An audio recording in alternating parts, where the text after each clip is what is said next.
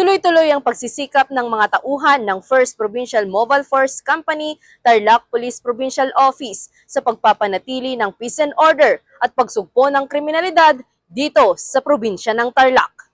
Alinsunod sa 5 focus agenda ng ama ng pambansang pulisya, Police General Benjamin C. Acorda Jr., ay aktibo ang mga tauhan ng 1st Provincial Mobile Force Company, Tarlac PNP, sa pamumuno ni Police Lieutenant Colonel Ronald P. Cayago, Force Commander, sa pagpapanatili ng kaayusan sa kanilang nasasakupan. On behalf of our Force Commander, Police Lieutenant Colonel Ronald Cayago, I am Police Captain Angelo Pascua ng 1st Provincial Mobile Force Company. Ang aming opisina ay nagsasagawa ng mga iba't ibang police intervention upang masugpo ang mga kriminalidad at mapanatili ang peace and order sa aming nasasakupan.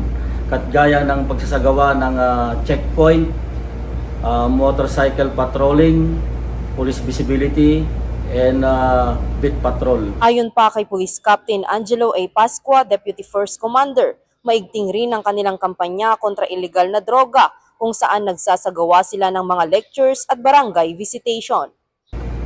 Ang aming opisina ay nagsasagawa ng mga barangay visitation at hindi lang po basta-basta nagbibisita sa mga barangay, kundi nagsasagawa po kami ng mga lecture upang mabigyan kaalaman ang mga tao sa komunidad patungkol sa mga illegal na droga upang sila ay makaiwas. Dagdag pa ni Police Captain Pascua ang isa sa mga ipinapatupad na best practice ng kanilang opisina.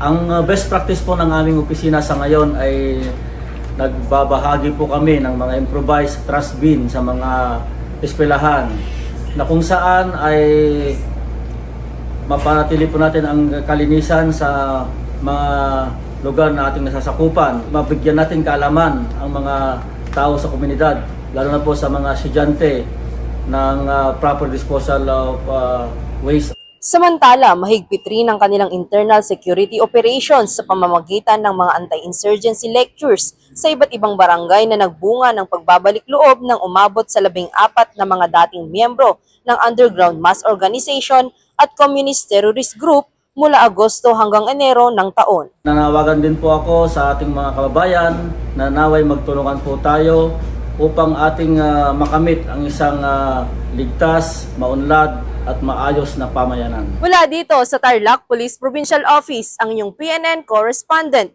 Police Corporal Maria Elena S. de los Santos, alagad ng batas, tagataguyod ng Balitang Pulis.